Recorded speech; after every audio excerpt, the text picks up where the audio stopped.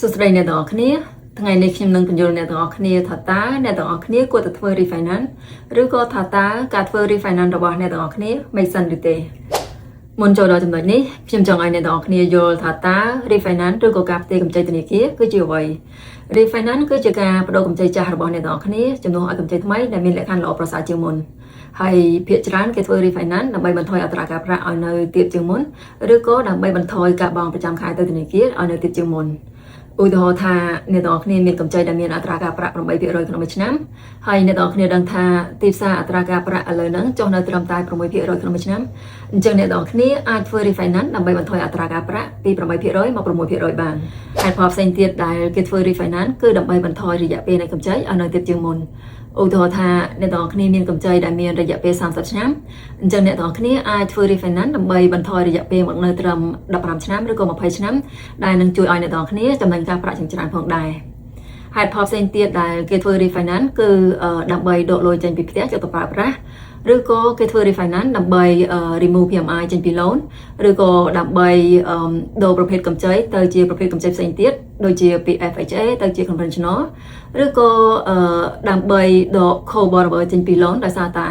ពួកគេលែងលះជាដើមអញ្ចឹងដើម្បីដឹងថាការធ្វើ refinance របស់អ្នកទាំងអស់គ្នាចំណេញឬក៏ដើម្បីដឹងថាវា make sense ឬក៏អត់អ្នកទាំងអស់គ្នាអាចមើលការបញ្ចូលរបស់ខ្ញុំដូចខាងក្រោមឧទាហរណ៍ថាអ្នកទាំងអស់គ្នាមានកម្ចីដែលមានទឹកប្រាក់$30,000ហើយអត្រាការប្រាក់គឺ 8% ក្នុងមួយឆ្នាំរយៈពេលកម្ចីគឺ30ឆ្នាំហើយឧទាហរណ៍ថាអ្នកទាំងអស់គ្នាចាប់ផ្ដើមខ្ចីនៅខែ11ឆ្នាំ2023ឥឡូវយើងកន្លែងមើលទៅលើកម្ចីថ្មីរបស់យើងតាមធម្មតានៅពេលដែលអ្នកទាំងអស់គ្នាធ្វើ refinance អ្នកទាំងអស់គ្នាអាចដកលុយចេញពីផ្ទះរបស់អ្នកទាំងអស់គ្នាយកទៅប្រើប្រាស់ដូចជា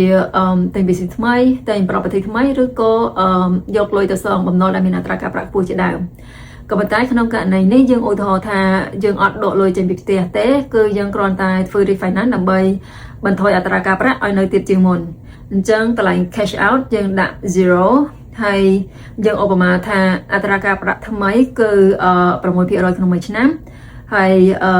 រយៈពេលកម្ចីថ្មីគឺ30ឆ្នាំហើយឧបមាថាអ្នកទាំងអស់គ្នាត្រូវចំណាយចំនួន$8,000ដើម្បីធ្វើ refinanceអញ្ចឹងយើងឃើញថាក្នុងមួយខែអ្នកទាំងអស់គ្នានឹងចំណេញបាន$446ដែលកាលពីមុនអ្នកទាំងអស់គ្នាត្រូវបង់ចំនួន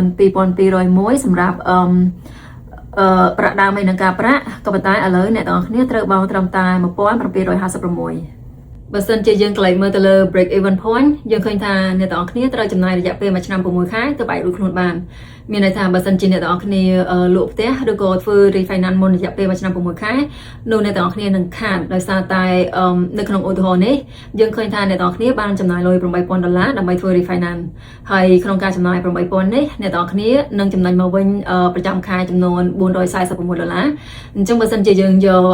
$8,000ចែក446យើងឃើញថា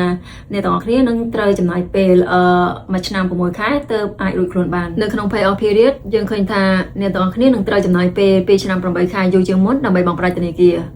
មូលហេតុគឺដោយសារតែនៅក្នុងឧទាហរណ៍របស់យើងដាក់អ្នកទាំងអស់គ្នាចាប់ផ្ដើមកម្ចីនៅខែ11ឆ្នាំ2023អញ្ចឹងអ្នកទាំងអស់គ្នាគឺនៅសល់27ឆ្នាំ4ខែដើម្បីបង់ប្រាក់ធនាគារក៏ប៉ុន្តែនៅពេលដែលអ្នកទាំងអស់គ្នាធ្វើ refinance អ្នកទាំងអស់គ្នាចាប់ផ្ដើមកម្ចី30ឆ្នាំម្ដងទៀតអញ្ចឹងមានន័យថាអ្នកទាំងអស់គ្នានឹងត្រូវចំណាយពេល2ឆ្នាំ8ខែយូរជាងមុនដើម្បីបង់ប្រាក់ធនាគារ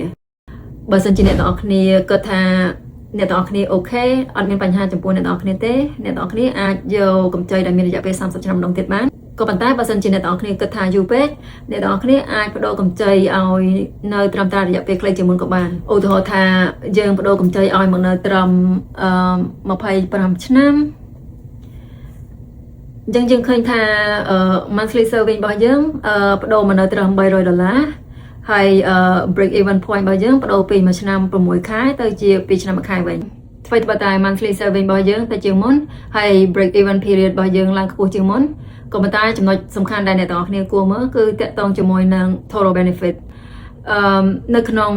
កម្ចីថ្មីរបស់យើងបើសិនជារយៈពេលកម្ចីវា30ឆ្នាំយើងឃើញថា total benefit របស់វាគឺត្រឹមតែ$81,950ក៏ប៉ុន្តែបើសិនជាយើងបដូររយៈពេលទៅជា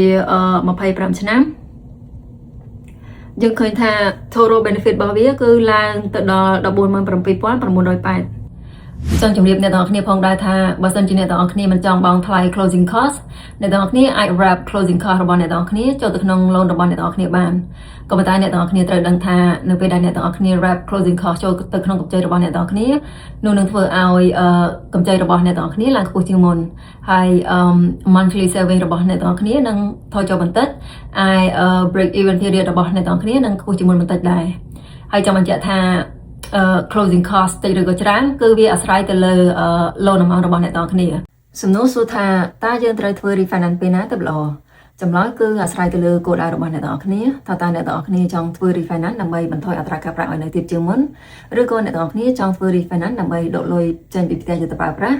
ឬក៏ដើម្បីដក cover អ្វីចេញពីកម្ចីរបស់អ្នកទាំងគ្នាជាដើមអញ្ចឹងបើសិនជាគោលដៅរបស់អ្នកទាំងអស់គ្នាធ្វើ refinance ដើម្បីបន្ថយអត្រាការប្រាក់ឲ្យនៅទាបជាងមុននោះយើងនឹងពិនិត្យមើលទៅលើ break even period របស់វាថាតើវាត្រូវការរយៈពេលប្រមាណទើបអាចរួចខ្លួនបានជាទូទៅយើងចង់បាន break even period ដែលមានរយៈពេល3ឆ្នាំឬក៏តិចជាងនេះឬក៏កាន់តែខ្លីកាន់តែល្អយើងក៏ពិនិត្យផងដែរទៅលើ total benefit ដែលអ្នកទាំងអស់គ្នានឹងទទួលបាននៅពេលដែលអ្នកទាំងអស់គ្នាធ្វើ refinance នេះយើងពិនិត្យមើលថាតើអ្នកទាំងអស់គ្នាចំណេញបានប្រមាណប្រៀបធៀបជាមួយនឹងកម្ចីចាស់របស់អ្នកទាំងអស់គ្នាក៏ប៉ុន្តែបើគោលដៅរបស់អ្នកទាំងអស់គ្នាគឺដកលុយដើម្បីយកទៅទិញអាជីវកម្មឬក៏ទិញប្រពៃថ្មីឬក៏សងបំណុលដែលមានអត្រាការប្រាក់ខ្ពស់នោះ timeline របស់អ្នកទាំងអស់គ្នាគឺត្រូវធ្វើភ្លាមៗដោយសារតែអ្នកទាំងអស់គ្នាមិនគិតទៅលើអត្រាការប្រាក់ទេគឺអ្នកទាំងអស់គ្នាគ្រាន់តែចង់បានដកលុយចេញពីផ្ទះដើម្បីយកទៅប្រើប្រាស់បើសិនអ្នកទាំងអស់គ្នាចង់ធ្វើ refinance ឬក៏អ្នកទាំងអស់គ្នាមានចម្ងល់ផ្សេងៗទាក់ទងជាមួយការធ្វើ refinance អ្នកទាំងអស់គ្នាអាចទាក់ទងមកខ្ញុំផ្ទាល់តាមរយៈទូរស័ព្ទដូចខាងក្រោមឬក៏តាមរយៈ Facebook Messenger ក៏បាននាងខ្ញុំឈ្មោះ Marina ជា loan officer នៅសហរដ្ឋអាមេរិក